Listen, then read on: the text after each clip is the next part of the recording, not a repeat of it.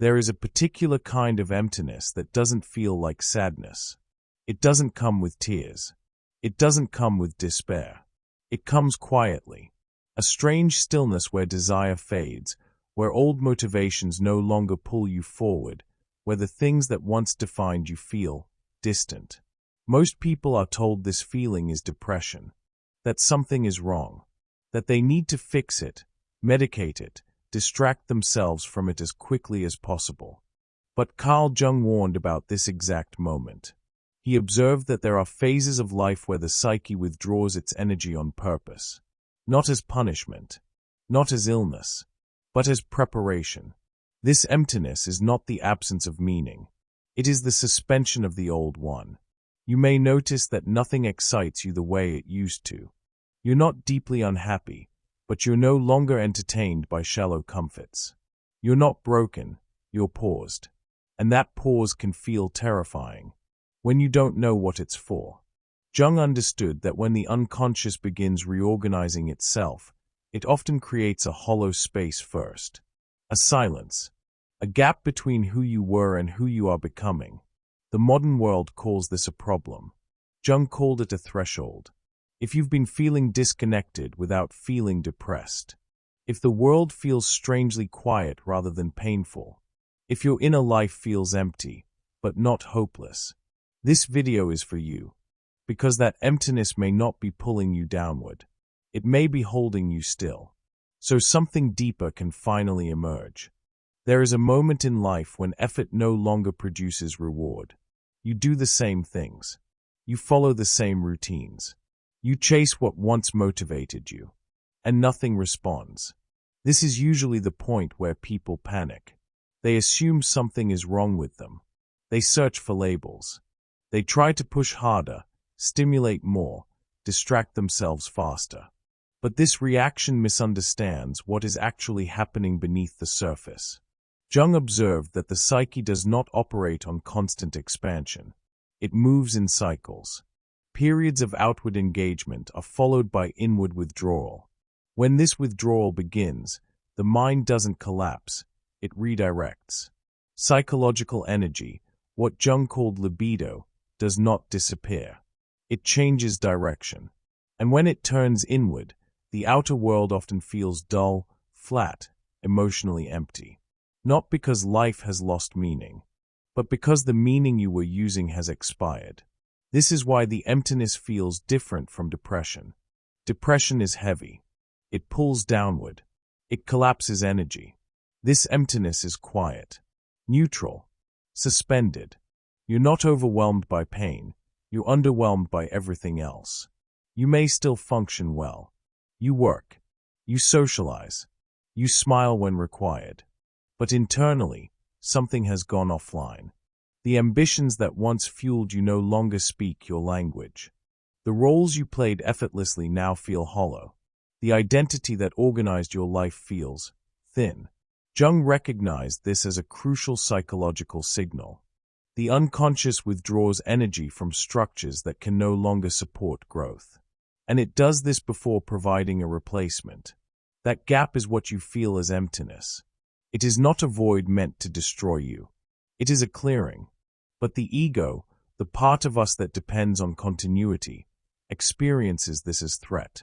It wants direction, labels, a plan. So it rushes to interpret the emptiness as failure, laziness, depression, or loss of purpose. But Jung warned that interfering too early in this phase can interrupt a necessary transformation. Because this emptiness appears precisely when an old psychological structure has done its job. Often, that structure is the persona, the identity shaped by expectations, adaptation, and survival. You built it carefully. It helped you belong. It helped you succeed. It helped you endure. But it was never meant to last forever. When the psyche begins individuation, the movement toward a more authentic self, it must loosen the grip of that old identity. And when the persona loses energy, life temporarily feels empty. Not meaningless. Unfamiliar. You may notice yourself pulling away from conversations that once energized you. You may lose interest in proving yourself. You may stop caring about outcomes you once obsessed over. This isn't apathy. It's disengagement from what no longer aligns. The danger is that modern culture has no patience for this phase. Silence is treated as sickness. Stillness is treated as stagnation. Emptiness is treated as pathology. So people rush to fill the space. More stimulation, more goals, more noise. And in doing so, they miss what the emptiness is trying to make possible. Because this is the moment where something deeper is organizing itself quietly. Not consciously. Not yet. The psyche empties the room before bringing in what actually belongs there. And if you've been feeling suspended between who you were and who you can't quite name yet, that doesn't mean you're lost. It means you've stopped pretending. This emptiness rarely arrives without context. Most of the time, it follows an ending, a relationship, a role, or a version of life that quietly collapsed before you had time to name it. But what matters here is this. The emptiness you feel is not always about what you lost externally. It's about what stopped working internally. You might tell yourself that you miss a person, a phase, or a sense of direction. Yet when you look more closely, what's missing isn't the thing itself. It's the psychological structure that once organized your inner world around it. For a long time, that structure gave you orientation. It told you who to be, what to pursue, and where your energy belonged. When it dissolves, the psyche doesn't rush to replace it. Instead, it pauses. And that pause is deeply confusing. You expect grief, but instead you feel neutral. You expect longing, but instead you feel distant. You expect pain, but instead you encounter something far more unsettling, emotional quiet. This quiet doesn't behave like loss. Loss hurts, pulls at you, and demands attention. This emptiness does none of that. It simply remains, unresolved and unexplained. Jung observed that when an outer attachment dissolves, the psyche doesn't always respond with sorrow. Sometimes it responds by withdrawing energy, not from life itself, but from projection. For a long time, meaning may have lived outside of you, in another person, in a future you were working toward, in an identity shaped by belonging and expectation. When that external anchor disappears, psychological energy turns inward. An inward movement feels empty at first, not because there is nothing there, but because you are no longer oriented outward. This is why familiar comforts stop working. Conversations feel repetitive. Distractions feel thin. Even pleasure loses its texture. And here is where many people make a critical mistake. They assume something is wrong. They believe they should feel more, want more, chase more. So they try to resurrect old desires, old habits, old versions of themselves, hoping to restore what once felt alive. But Jung warned against this impulse. When the psyche withdraws energy, it does so deliberately. It doesn't take everything. It takes what no longer belongs. What remains is not depression, it is neutrality. A psychological 0 point. This 0 point feels threatening because it offers no narrative, no identity, no clear direction.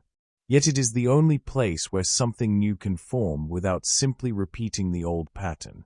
If the psyche filled the space too quickly, it would recreate the same structure under a different name. So it waits.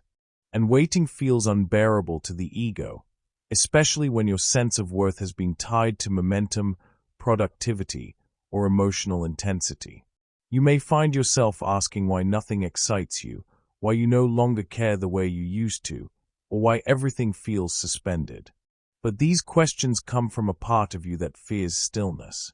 The emptiness itself is not asking to be fixed. It is asking to be tolerated, to remain without rushing, to observe without explanation, to stay present in a phase that offers no immediate reward. This is why Jung considered this state both dangerous and essential. Dangerous because most people flee it. Essential because those who endure it emerge reorganized. The psyche does not dismantle structures casually. If you are here, something in you already knows that the old way cannot return, even if the new one has not yet revealed itself. And that knowing almost always arrives before clarity does.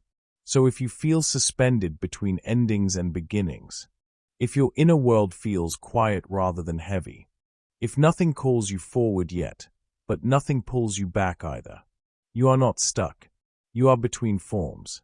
One of the most confusing aspects of this phase is that it doesn't feel sad. There may be no tears, no heaviness in the chest, no dramatic sense of loss. And because of that, many people struggle to trust what they are experiencing. They tell themselves, if I were really hurting, I would feel more. Or worse, if I don't feel pain, maybe I never cared at all. But this conclusion is inaccurate. What you're feeling isn't emotional absence, it's emotional decoupling. Sadness is active. It keeps you emotionally attached to what was. It maintains a bond, even if that bond hurts. This emptiness does the opposite. It quietly loosens the emotional charge that once bound you to a person, an identity, or a future you had imagined. And because there's no drama attached to it, the ego doesn't know how to interpret it. Jung observed that when an attachment has completed its psychological function, the psyche does not always mourn it. Sometimes, it simply releases it. That release feels strange because we're conditioned to believe that meaningful endings must be painful, that love must leave a scar, that growth must hurt loudly. But the psyche doesn't follow cultural narratives. It follows necessity. When something has taught you what it needed to teach you, emotional energy withdraws naturally. Not as punishment, not as avoidance, as completion. This is why you may notice that memories don't trigger you the way they once did. You can think about the person without feeling pulled toward them. You can recall moments that once defined you, and they feel distant, almost neutral. This neutrality is often misread as coldness. But it isn't numbness. It's clarity without charge. Numbness blocks feeling. This state allows feeling, but without attachment. That distinction is crucial, because numbness disconnects you from yourself. Clarity reconnects you to yourself, without illusion. You may also notice that your mind feels quieter than usual. Not peaceful yet, but less reactive. Less invested in emotional loops that once dominated your inner world. This is not because you've become indifferent. It's because the psyche has stopped feeding those loops. Jung described this as the withdrawal of libido from outdated psychic contents. When that happens, the contents don't disappear. They simply lose their emotional gravity. And when emotional gravity disappears, silence takes its place. Silence can feel empty at first, but silence is not absence. It is space. A space where the unconscious can reorganize without interference.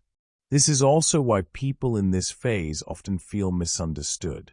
Others expect grief, anger, or longing, and instead they see composure. They mistake that composure for repression or denial.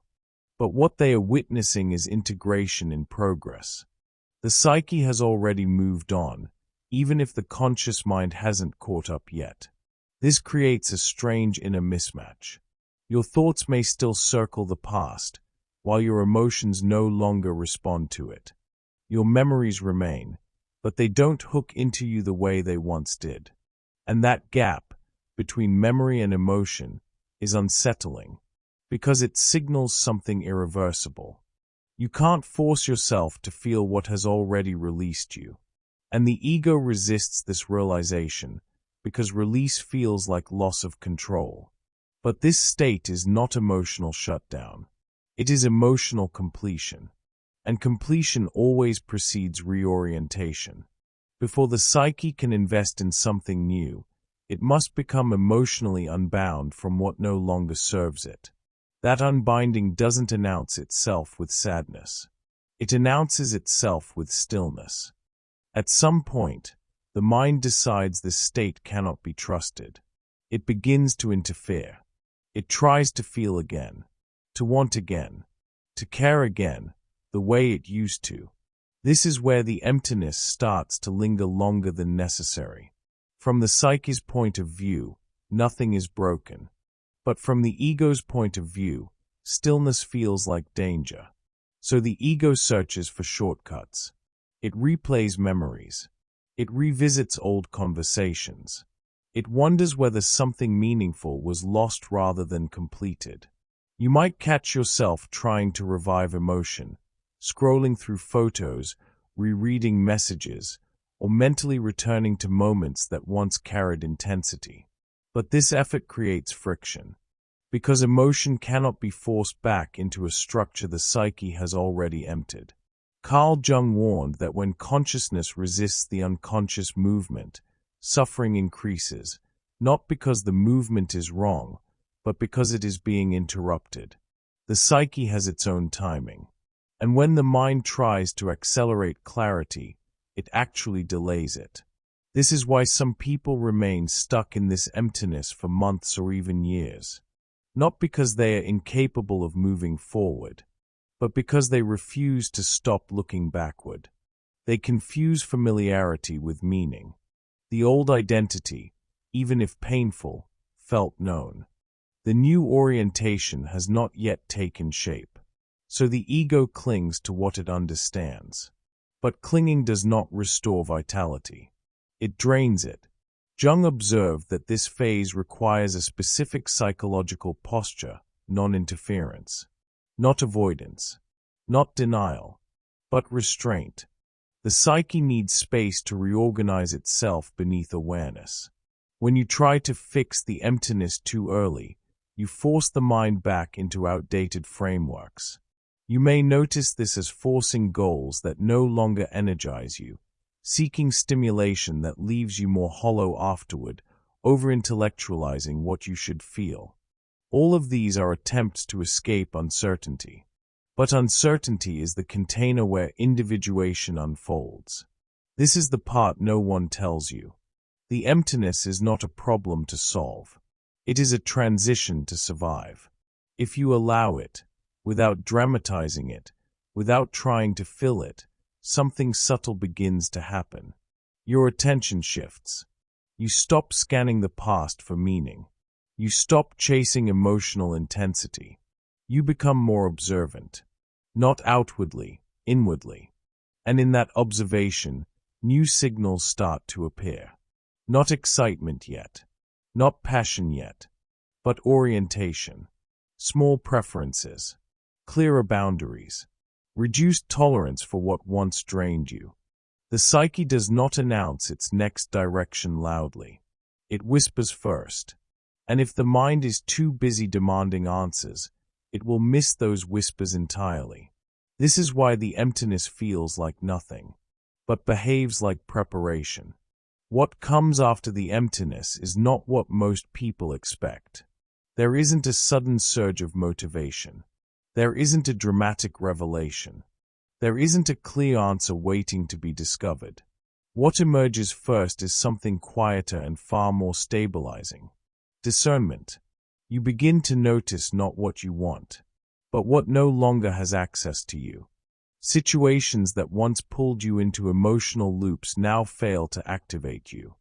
People who once occupied your mental space no longer appear there automatically.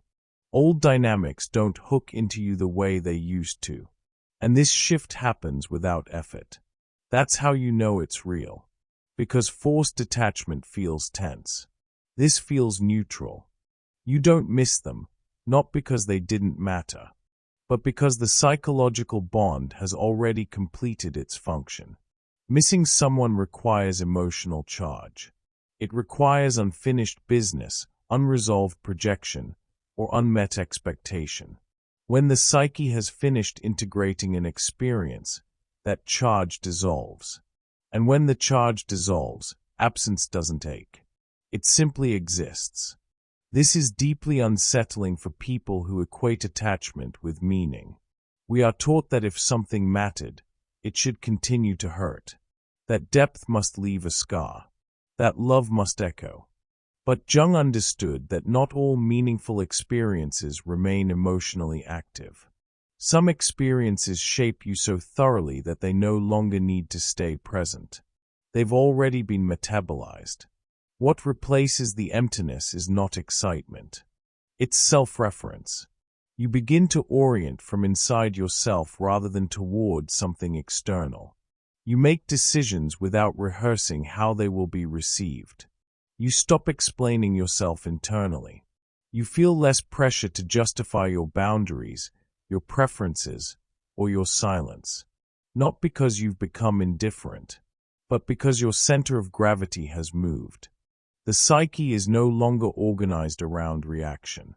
It's organized around coherence. This is why people in this phase often appear calmer, but less available. You're not withdrawing from life. You're withdrawing from what required self-abandonment. You no longer feel compelled to reconnect, clarify, or revisit the past. Not out of avoidance, out of completion. The mind may still search for meaning, but the body already knows the answer. And the answer isn't emotional. It's structural. You've outgrown the framework that once held that relationship, that identity, or that future together. And frameworks don't need closure. They need replacement. But replacement does not happen immediately. First comes space. This is where many people misinterpret what's happening. They think, I should feel something more. They assume neutrality means loss of depth. They worry they've become colder, detached, or incapable of attachment. But what's actually happening is refinement. You're no longer scattering emotional energy where it doesn't belong. You're conserving it. This conservation is not withdrawal, it's preparation. Before the psyche invests again, it stabilizes. Before it attaches again, it clarifies. Before it desires again, it reorients. This is why you don't rush toward the next chapter. You don't chase connection. You don't force excitement. You don't manufacture purpose. You allow life to approach you. And when the psyche is ready to engage again, it does so differently. Not from urgency. Not from lack. Not from repetition. But from alignment. What's coming next won't feel dramatic at first. It will feel right. Quietly right. And that quiet certainty is something you only recognize once you've experienced this emptiness without trying to escape it. If you've been feeling this quiet space inside you, there's something important to understand. You didn't lose your depth. You didn't lose your capacity to love. You didn't become colder or less human. You became more honest with yourself. This emptiness is not the absence of feeling. It's the absence of illusion. It appears when the psyche no longer needs to maintain emotional attachments that have already fulfilled their purpose. And when that happens, something subtle but powerful takes place. You stop chasing what once defined you. You stop trying to feel what no longer belongs to you. You stop mistaking familiarity for meaning. From a Jungian understanding, this is not regression. It's individuation in motion. The psyche is withdrawing energy from the past so it can invest in what aligns with who you are now, not who you were conditioned to be. That's why this phase feels quiet rather than painful. It's not asking for reaction. It's asking for recognition. If this reflection resonates with you, take a moment to acknowledge it. Not by forcing clarity, but by allowing this space to exist without resistance. And if you're navigating this transition right now, you're not alone in it. Many people reach this point but never understand what's actually happening. They try to fill the silence instead of listening to it. If you want to explore this process further, how individuation unfolds, why emotional detachment isn't the same as numbness, and how psychological clarity replaces attachment, consider subscribing to this channel. Here, we don't rush healing. We don't pathologize silence. We don't simplify transformation. And if this video articulated something you've been unable to put into words, feel free to leave a comment. Sometimes naming an experience is the first step toward integrating it. You don't miss what's already finished inside you. And what comes next doesn't require effort, only presence. Stay with that.